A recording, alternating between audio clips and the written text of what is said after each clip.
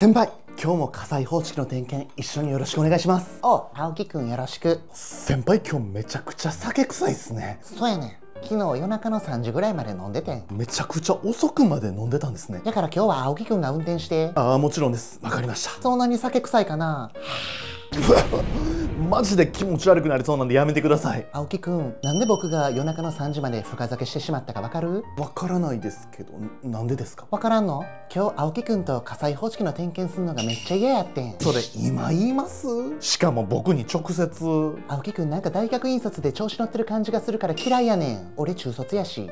なんかすいません。酒の呼吸